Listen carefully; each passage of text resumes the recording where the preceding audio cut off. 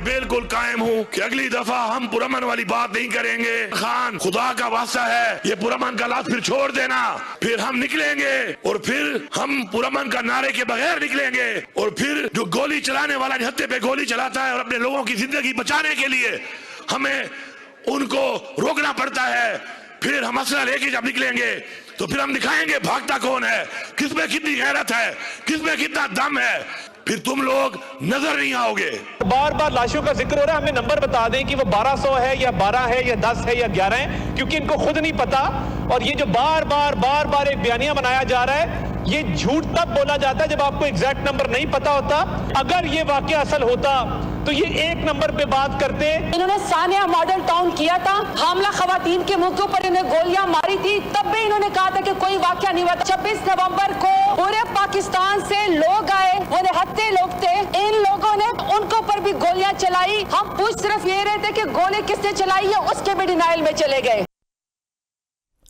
बिस्मिल्लाहिर्रहमानिर्रहीम। अस्सलाम वालेकुम नाज़रीन, आप देख रहे हैं प्रोग्राम कल तक। मैं हूं आपका मेज़बान मोहम्मद दानिश। नाज़रीन, जावेद चौधरी साहब की गैर मौजूदगी में ये जिम्मेदारी मुझे सौंपी गई है। कोशिश करूंगा कि इसको ऐसे तरीके से निभाऊं। आज 16 दिसंबर है और ये दिन दो हवालों से पाकिस्तान के लिए इंतहाई अहमियत का हामिल है। पहला तो ये कि 53 साल कबल 1971 में आज ही के दिन वतन अजीज़ 2 लख्त हुआ, आप सब जानते हैं। जबकि 10 साल कबल आज ही के दिन एक और अफसोसनाक वाक़ा पेश आया था पेशावर में, और सानह APS हुआ जिसमें 132 बच्चों समेत 147 अफराद शहीद हो गए थे। इन दोनों हादसात में बतौर कौम हमारे लिए पैगाम एक पिन्हा है। अब सवाल यह है कि क्या हमने इन वाक़यात से कोई सबक सीखा, और बड़ा ये इंपॉर्टेंट सवाल है। और दूसरी जानिब मौजूदा हालात की बात की जाए तो तहरीक इंसाफ ने 15 दिसंबर से जो सिविल नाफरमानी की तहरीक शुरू करने का ऐलान तो किया था, लेकिन गुज़श्ता रोज़ वज़ीर आला अली अमीन गंडापुर ने क्या कहा, और उनकी आपने उनका शॉट भी सुना। इसके साथ साथ तहरीक इंसाफ की जो सिविल नाफरमानी की तहरीक थी उसका फैसला बानी PTI का है, और जो भी फैसला होगा इस पर बिना अमल किया जाएगा। अली अमीन गंडापुर की जानिब से यह भी कहा गया। आज अली अमीन गंडापुर बानी PTI से मुलाकात के लिए अरियाला जेल भी पहुंचे और तवील इंतजार उनको करना पड़ा वहां पे, लेकिन इसके बावजूद उनकी मुलाकात नहीं कराई गई, उनको इजाजत ही नहीं मिली और बगैर मुलाकात उनको वहां से वापस रवाना होना पड़ा।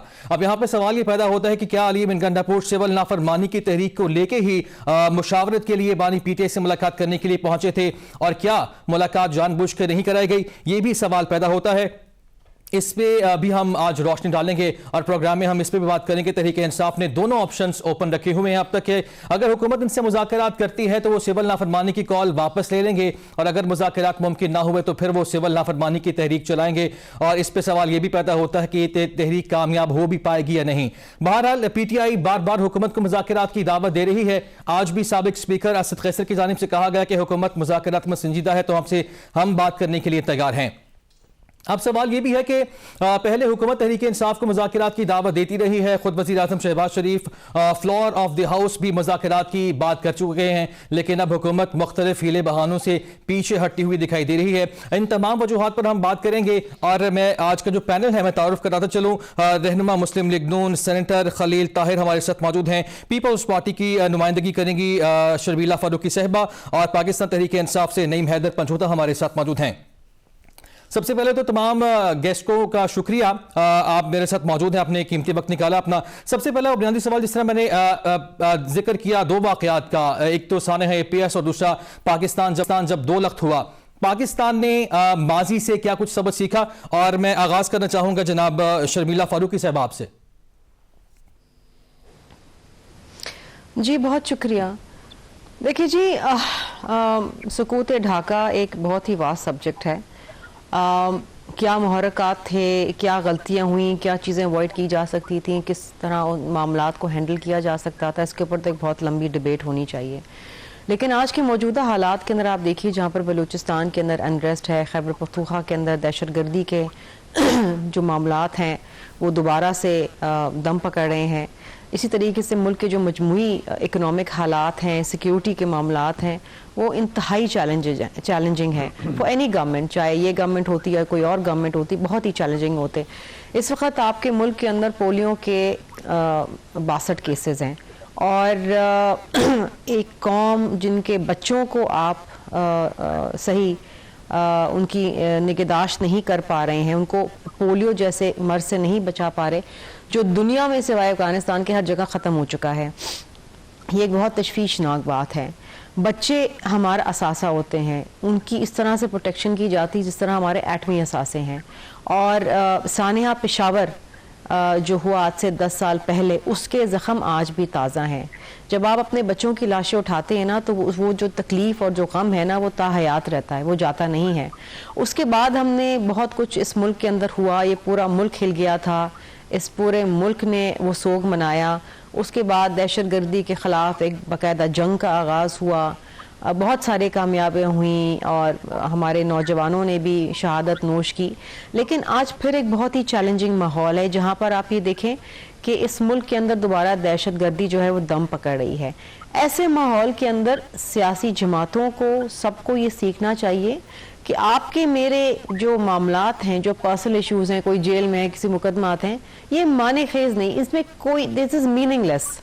इस वक्त जो अहम चीज़ है वो ये है कि इस मुल्क को कैसे बचाना है, इस मुल्क के बच्चों को कैसे बचाना है, इस मुल्क के अंदर किस तरीके से आपने अमन व अमान कायम करना है। मुझे शदीद दुख हुआ और बहुत तकलीफ़ हुई जब मैंने ये देखा कि खुरम डिस्ट्रिक्ट के अंदर लाशें गिर रही थीं, लेकिन खैबर पख्तूनख्वा के वज़ीर आला पूरी सिक्योरिटी अपरेटस उठा के इस्लामाबाद को कब्ज़ा करने के लिए चल निकले थे। उनकी पहली जिम्मेदारी as per his oath is to protect the people of Khyber Pakhtunkhwa. आप वहाँ पर अमन अमान कायम करें, आप वहाँ पर लोगों को तहफ़्फ़ुज़ दें, ये आपकी पहली जिम्मेदारी। उन्होंने अपने ओथ के साथ वायलेट किया है। और मैं नहीं समझती कि कुछ ऐसे सियासतदान हैं जो शायद कभी नहीं सीखेंगे, कुछ किसी चीज़ से नहीं सीखा। हमने सीखा, हमने शायद कुछ गलतियाँ की हों, लेकिन हमारे लोगों ने, हमारे लीडरान ने शहादत नोश करे। हमें पता है कि अपने प्यारे को दहशतगर्दी की लहर में खो देने की क्या तकलीफ़ है। बीबी साहिबा शहीद हुई, हमारे हज़ारों कारकुनान शहीद हुए, हमें पता है कि वो तकलीफ़ क्या है, व्हाट इज़ दैट पेन। और इसीलिए हम कहते हैं, जब हमसे कहा जाता है ना कि आप क्यों नहीं जा रहे ना सियासत कर रहे, आप क्यों नहीं हुकूमत से अलग हो जाते, तो हम यही कहते हैं कि इस वक्त मुल्क को हमारी ज़रूरत है। इस वक्त मुल्क को वो स्टेबिलिटी की ज़रूरत है जो पीपल्स पार्टी दे सकती है। इसलिए हम इस गवर्नमेंट को भी सपोर्ट करते हैं। इस गवर्नमेंट को हम हर इशू के ऊपर सबक भी देते हैं, समझाते भी हैं, इनको एडवाइस भी करते हैं। जैसे कि 26वीं आईनी तरमीम के ऊपर हुआ, अगर पीपल्स पार्टी इसके अंदर अहम किरदार अदा ना करती, बिलावल भुट्टो जरदारी साहब फ्रंट लीड पे ना खेलते, तो शायद ये 26वीं तरमीम ना आती और मौलाना साहब इसके अंदर इसका हिस्सा ना होते। ये स्पेशल पार्लियामेंट्री कमेटी जो बनी गई वो भी बिलावल भुट्टो जरदारी साहब की तजवीज़ के ऊपर थी। अब इशू ये है कि देखिए, अभी भी बहुत कुछ हो सकता है अगर आप अना की सियासत छोड़ दें। अना की सियासत को छोड़ना पड़ेगा, यकीनी तौर पर आपका बड़ा ये वैलिड पॉइंट है शर्मिला फारूकी साहिबा। इसी पॉइंट को मैं रखूंगा जनाब नईम हैदर पंजोता साहब के साथ। नईम हैदर पंजोता साहब, एक तो ये जो गुफ्तगू आपने भी मुलाहिजा की शर्मिला फारूकी साहिबा की, एक तो उन्होंने कहा कि सियासी जमातों को अपनी जो जिम्मेदारी है उसका एहसास होना चाहिए, और दूसरा आप जो रिस्पॉन्ड करेंगे उस पर उन्होंने कुरम का जिक्र किया और ये भी कहा कि ओथ की वायलेशन की है वज़ीर आला KP ने, इस पर क्या कहेंगे आप? बहुत शुक्रिया, आपने मौका दिया जी। किसी किस्म की ओथ की कोई वायलेशन नहीं की अली अमीन गंडापुर साहब ने। बिल्कुल वो बड़ा बेहतरीन तरीके से काम अपना कर रहे हैं, और जहाँ तक उनका बतौर वज़ीर आला हक बनता था जाकर बात करना, वहाँ पर मुसालत के लिए अपना रोल अदा करना, वो उन्होंने किया। अभी भी वो तो कह रहे हैं कि अगर फेडरल गवर्नमेंट जो है वो अपना रवैया इसी तरीके से रखती है और वफाक की तरफ से या ऊपर से इमदाद नहीं मिलती या उनकी तरफ से कोई रोल नहीं आता, तो डेफिनेटली फिर जो है वो गवर्नमेंट जो है वो अकेले ही जाकर जो है वो सारा मामला आगे बढ़ाएगी, जिससे बात करनी पड़ेगी। तो ये एक मुल्क का मसला है, सिर्फ खैबर पख्तूनख्वा के अंदर ही नहीं। आप आए रोज देख लें कराची के अंदर, मुख्तलिफ और शहरों के अंदर, आए रोज ऐसे बलूचिस्तान के अंदर हर जगह पर जो है वो आज कल आए रोज इस तरह के जो है वाकयात होते हैं कि दहशतगर्दी जो है उसकी लपेट में हमारा मुल्क रहा है। और खान साहब की जब हुकूमत थी उस वक्त दहशतगर्दी बहुत ज्यादा कंट्रोल हो गई थी, क्योंकि उन्होंने पॉलिसी जो है वो बड़ी फौरन हवाले से वो बड़ी अच्छी बनाई थी।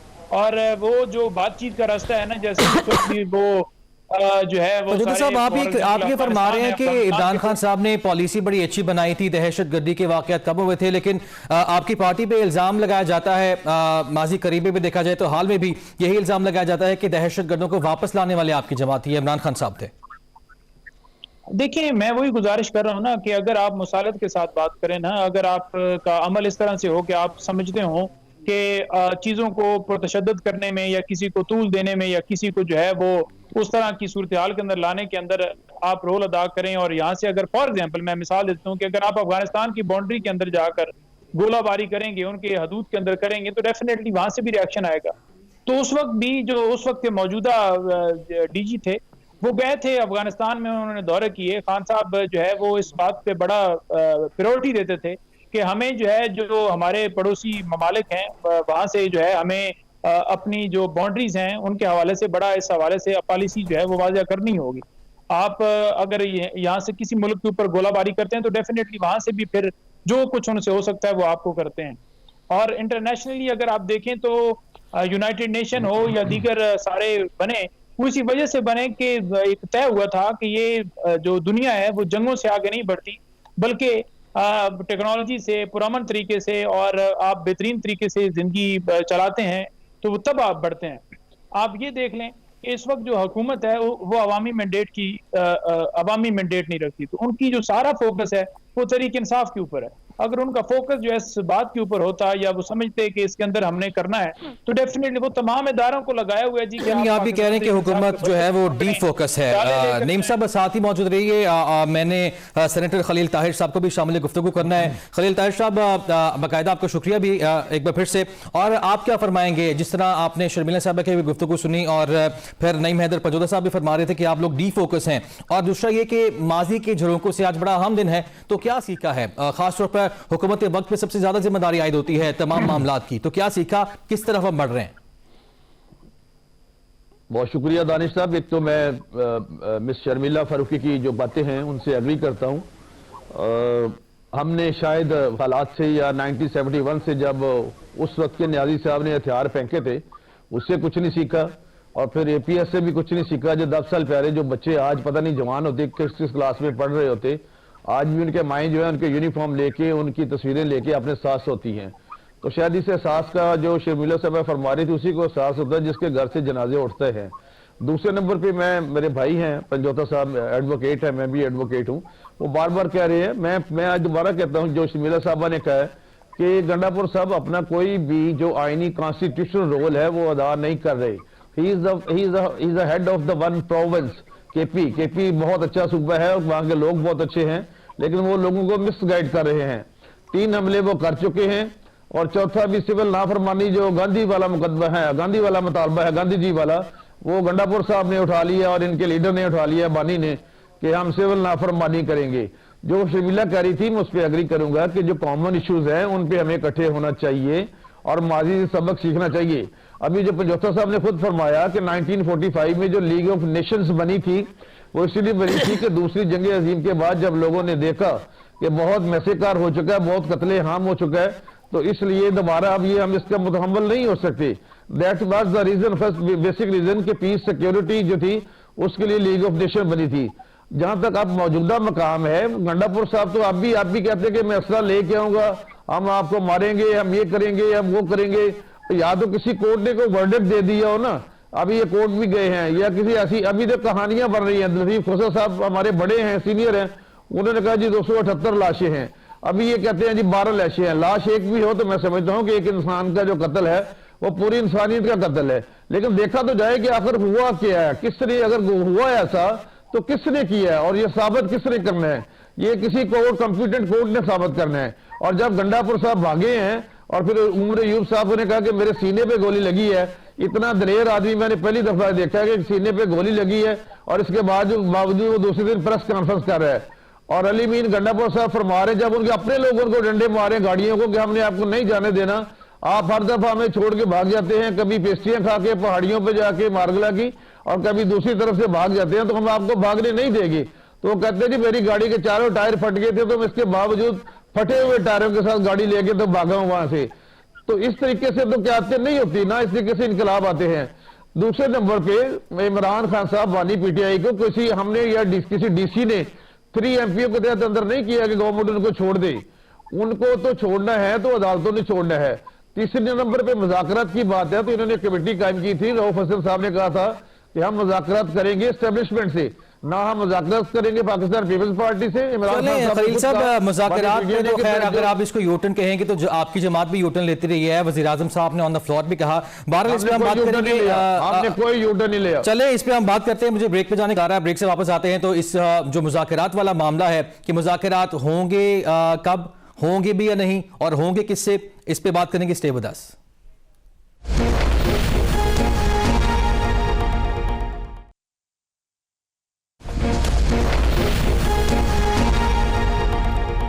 वेलकम बैक नाज़रीन, एक बार फिर से आपको खुशामदीद कहेंगे। हमारे मेहमान गिरामी हमारे साथ मौजूद हैं। गुफ्तगू का आगाज़ करेंगे और मुज़ाकरात की हम बात करेंगे। तहरीक इंसाफ, और पहले तहरीक इंसाफ कहती थी कि मुज़ाकरात हमने हुकूमत से नहीं करने, हमने मुज़ाकरात करने हैं उनसे जिनके पास इख्तियार है।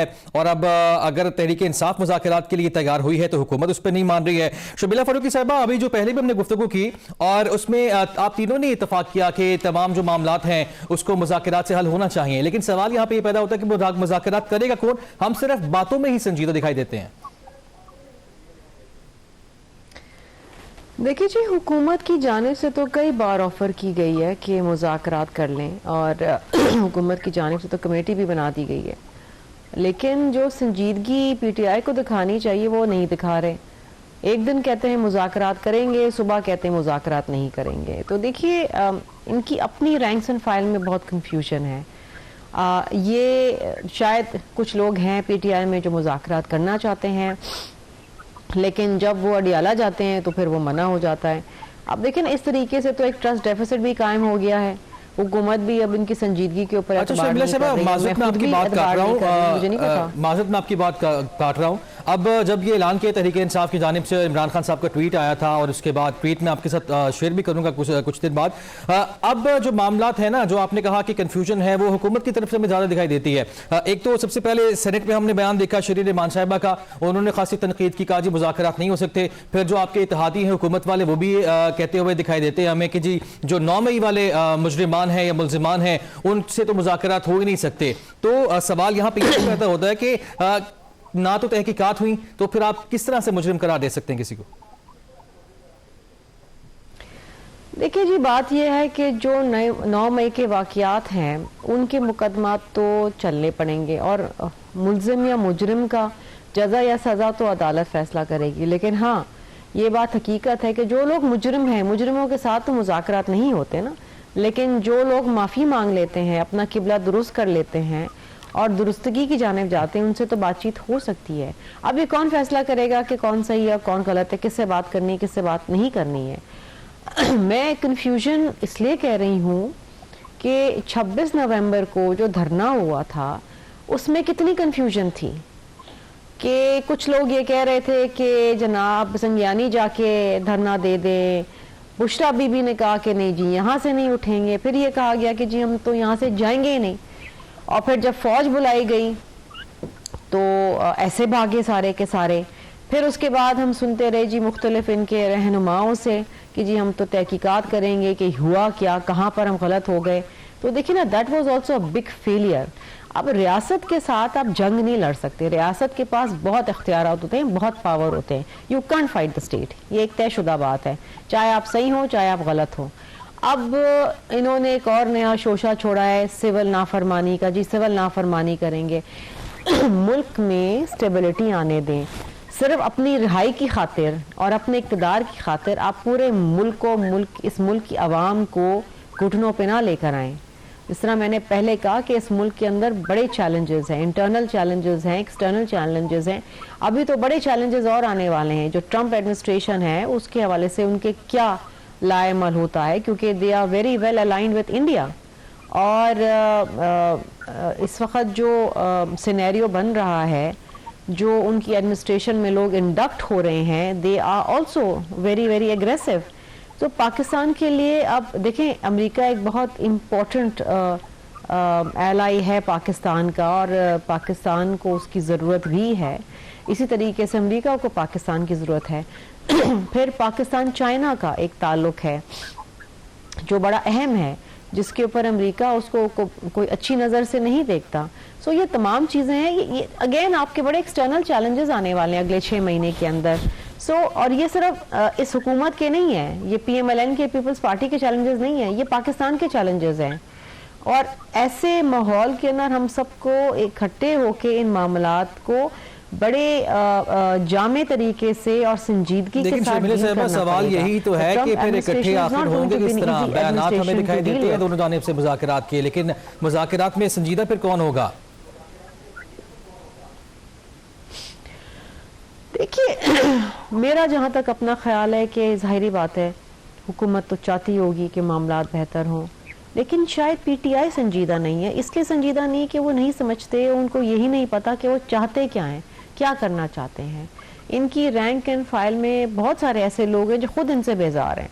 हम तो जी पार्लियामान में बैठे होते हैं ना, हमसे तो बहुत से लोग बात करते हैं। बिल्कुल ठीक है शर्मिला साहब, आपका पॉइंट आ गया कि ये लोग खुद से बेजार है और कन्फ्यूजन इनके अंदर है। इसी कन्फ्यूजन को हम लेके जाते हैं जनाब नईम हैदर पंजोता साहब के पास। पंजोता साहब, एक तो बताएगा कन्फ्यूजन आपकी, सबसे पहले तो ये कन्फ्यूजन थी ना कि मुज़ाकरात करने किससे हैं, हुकूमत से करने या किसी और से आपने मुज़ाकरात करने हैं। एक तो ये फरमाएगा कि कन्फ्यूजन क्या ये दूर हुई, और जो ऐलान किया गया था 15 तारीख का आपका कि सिविल नाफरमानी की तारीख हमारी शुरू हो जाएगी, और खान साहब ने 2 मुतालिबे सामने रखे थे, मुतालिबात तो आपके मंजूर नहीं हुए, तो क्या वजह बनी कि इससे आप पीछे हटते दिखाई दे रहे हैं हमें? बहुत शुक्रिया जी। देखिए हम तो बिल्कुल नहीं हट रहे पीछे, हम तो अपने मौके पर बिल्कुल कायम हैं और हम कह रहे हैं कि जी बिल्कुल हमारे दरवाजे खुले हैं। जहां पर हम किससे मुज़ाकरात करने हैं? हम कहते थे, मैं वही बात कर रहा हूँ जी, हम कहते थे कि हम बात करेंगे उससे जिसके पास ताकत हो। तो उन्होंने कहा जी तो एस्टेब्लिशमेंट से बात करना चाहते हैं।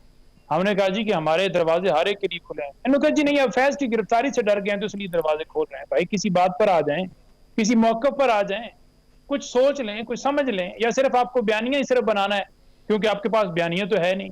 और पाकिस्तान तहरीक इंसाफ के अगर लोग कंफ्यूज होते, MNAs के कंफ्यूज होते, वर्कर्स कंफ्यूज होते, तो इमरान खान के साथ ना खड़े होते। आज हर बंदा शौक रखता है। 8 फरवरी को उन्होंने आपको दिखा दिया कि अब ये मुल्क जो है वो सिर्फ ये नहीं कि वो पीली कारपेट वाली जो है रोड बन गई, वो नीली वाली बन गई, या फलानी टैंकी लग गई, उससे होगा। लोग समझते हैं कि कौम कैसे आगे बढ़ती है। सबसे पहले आपको चाहिए होता है आपके मुल्क के अंदर इंसाफ है। इंसाफ तभी आता है जब आपका हुक्मरान जो है इंसाफ वाला हो, जो खुद करप्ट हो, जिन्होंने सारा दिन यही जिनकी फोकस हो कि पैसे बनाने हैं, जदादें बनानी है, जदादें बनाकर बाहर पैसा लेकर जाना है, क्योंकि मुल्क से तो उनको मोहब्बत है, उनकी जदाद वो समझते हैं हमारी बाहर ही महफूज होगी। तो फिर ऐसा नहीं होता कि मुल्क तरक्की करता है। तो इसलिए उन्होंने 8 को दिया। अब 8 को आपने माना नहीं तो लोग निकलते हैं, लोग निकले। हम तो कोई भागे नहीं है, हम तो उस दिन आए। ये एक गलत बयानी की जाती है कि ये भाग गए जी, भाग गए। भागे नहीं है। तहरीक इंसाफ के वर्कर, तहरीक इंसाफ की लीडरशिप भागी नहीं है। वहां पर लोग आपके मुंह पर तमाचा मार के गए। अच्छा पंजोता साहब, ये फरमा दीजिए कि मुज़ाकरात के लिए आप तैयार हैं, लेकिन मुज़ाकरात करने किससे हैं? फिर मैंने जाना है खलील साहब के पास। देखिए मुज़ाकरात के लिए हमारे दरवाजे खुले हैं, आए। जो भी बात करना चाहता है, कहीं तरफ से बात आएगी तो फिर देखते हैं। बिल्कुल ठीक है, यानी आपके दरवाजे खुले हैं, और यही सवाल हम लेके जाते हैं जनाब सेनेटर खलील ताहिर साहब के पास। खलील साहब, आपने गुफ्तगू सुनी और इससे पहले आप फरमा रहे थे कि इसकी तहकीकात होनी चाहिए, साबित होना चाहिए, लेकिन सर हुकूमत वक्त तो आप है, फिर साबित कौन करेगा और किस तरह से चीजें साबित होंगी फिर? देखिए दानिश साहब, एक तो ये अदालत में गए हैं, नंबर 1। नंबर 2, जो आप अभी फरमा रहे थे कि मतलब इतनी देर से या कि किसी केस का फैसला नहीं हुआ, इनसे पूछे अपना मेरे भाई है पंजोता साहब कि स्टे किसने लिया हुआ था। और अभी चंद दिन पहले ये स्टे खत्म हुआ है आईनी अदालत से कि आप मुकदमात का फैसला सुना सकते हैं, और अभी उनमें से जो बेगुनाह होगा वो बेगुनाह हो जाएगा, जो गुनाहगार होगा वो उसको सजा मिल जाएगी। इसमें सीधी सीधी को रॉकेट साइंस नहीं है। दूसरे नंबर पे इनसे देखना हमें ये पड़ेगा, ये बार बार हमें कह रहे हैं कि अब बंदा वो होना चाहिए लीडर जो इंसाफ पे खड़ा हो। भाई कौन सा इंसाफ? पहले आप कहते थे हमने साइफर से खेलना है, आप साइफर से खेलते रहे, फिर आप अमेरिका से वापस आए और 371 और 35 से जो माजी की बातें छोड़ दीजिए, अब क्योंकि मुज़ाकरात की बात हो रही है, वो कहते हैं जी हमारे दरवाजे खुले हैं, तो मुज़ाकरात से आप क्यों इनकार? नहीं, मेरी बात सुन। जी नहीं, मुज़ाकरात किससे करें मुझे बताएं ना। जब ये जाते हैं उधर जेल में, उधर इनकी बात नहीं मानी जाती। ये को फ्लोर ऑफ दी हाउस लाके लेटर दे दी। तो वो भी कह रहे हैं कि मुज़ाकरात करें, उन्होंने मुतालिबात सामने रखे हैं, मुज़ाकरात करें। सवाल ही नहीं सवाल। अच्छा 3 दिन पहले मुज़ाकरात हो रहे थे, परसों गंडा साहब ने कहा जी ये मसला लेके आ रहे हैं दोबारा। ये मुज़ाकरात होते हैं, इस तरह से मुज़ाकरात होते हैं जी। बिल्कुल ठीक। अच्छा मैं आप ये सवाल आपके सामने ये भी रखूंगा कि आज बड़ा अहम बयान सामने आया ख्वाजा आसिफ साहब का। हम ब्रेक पे जाते हैं, ब्रेक से वापस आते हैं तो ख्वाजा आसिफ साहब के बयान की भी हम बात करेंगे, और जनाब बानी इमरान खान साहब ने एक ट्वीट भी किया है, वो भी आपके साथ शेयर करेंगे। Stay with us.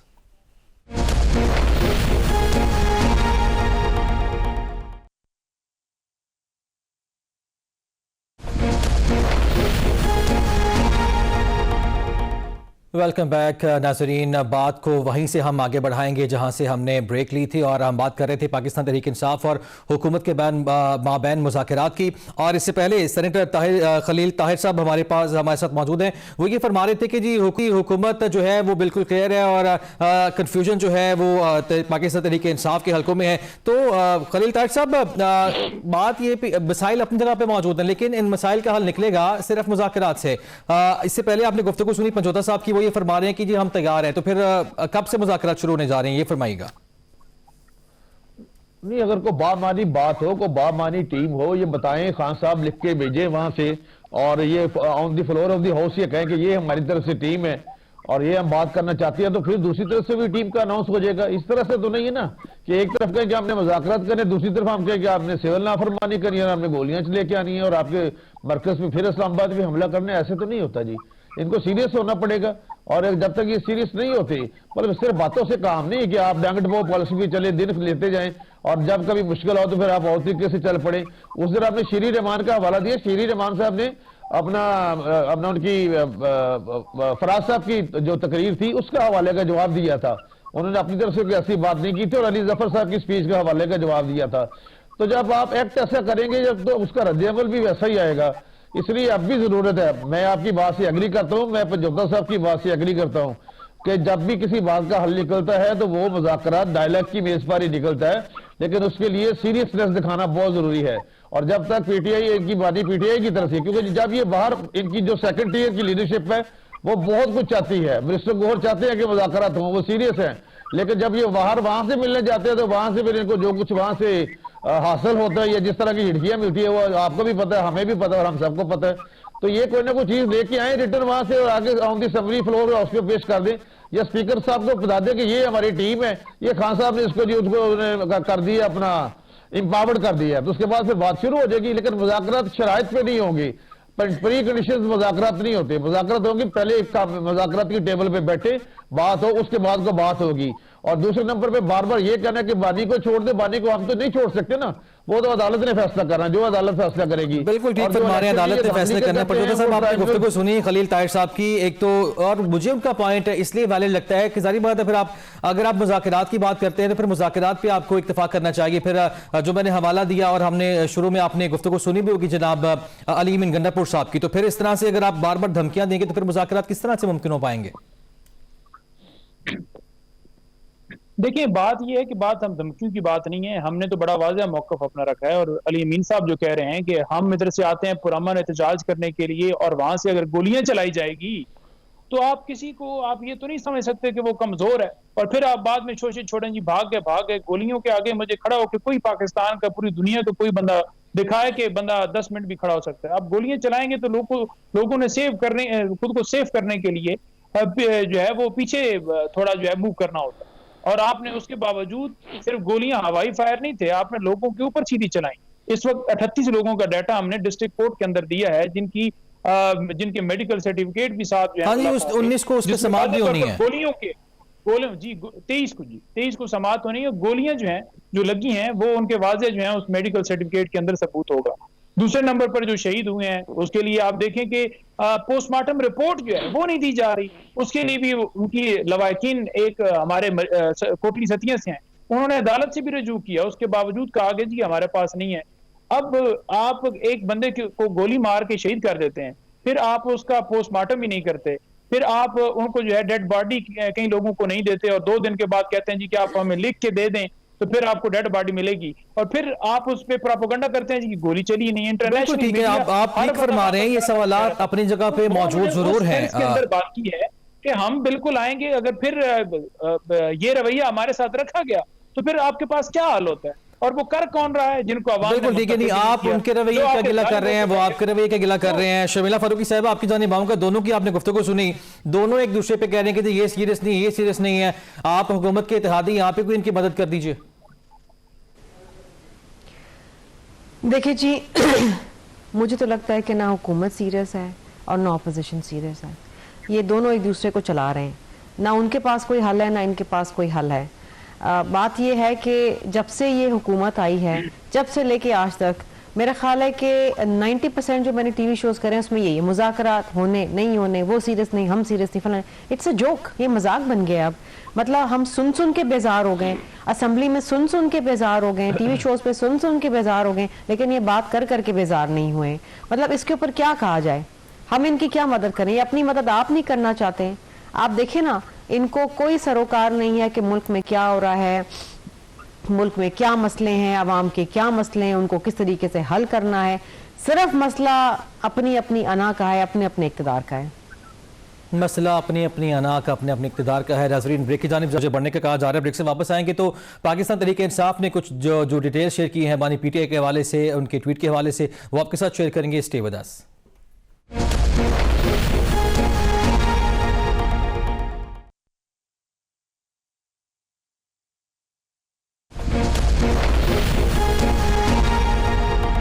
Welcome back नाजरीन। तहरीक इंसाफ की जानिब से कुछ डिटेल शेयर की गई हैं बानी पीटीआई की जानिब से, वो आपको मैं सुना देता हूँ कि इमरान खान साहब कहते हैं कि जी नाहक कैद के 500 दिन उनके मुकम्मल हुए हैं और जो उनके मुतालिबात से वो उन्होंने दोहराए हैं। एक तो 9 मई का जुडिशल इंक्वायरी कराई जाए, इसके साथ साथ 26 नवंबर पर जो वाक़यात पेश आए थे, जो शहादतें रिपोर्ट करी बानी पीटीआई, और वो ये कह रहे हैं कि जी इन पे जुडिशल इंक्वायरी इसकी कराई जाए, जुडिशल कमीशन का क़याम अमल में लाया जाए। शर्मिला फारूकी साहिबा, क्या ये मुतालिबात जो बानी पीटीआई कर रहे हैं, क्या ये मुतालिबात जायज़ हैं? और अगर जायज़ है तो फिर आप क्या समझती हैं, जुडिशल कमीशन इस पर बनना चाहिए?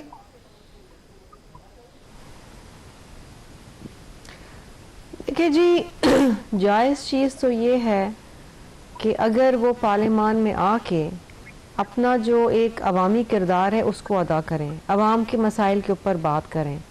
इनके मुकदमे, इनके लीगल इश्यूज इनको अदालतों में लड़ने हैं, वो अदालतों का और इनका मामला है, वो हुकूमत या पार्लियामान हल नहीं कर सकती।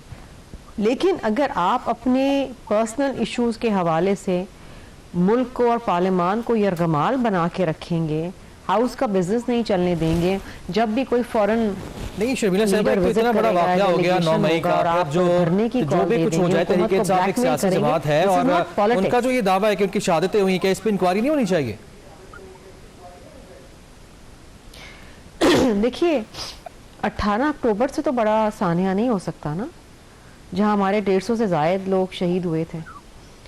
उनकी लाशें हमें पता थी कहाँ हैं, और जिन लोगों के विरसा वारिस नहीं थे उनको गड़ी खुदा बख्श में दफनाया गया, ये कह के कि ये सब भुट्टो हैं।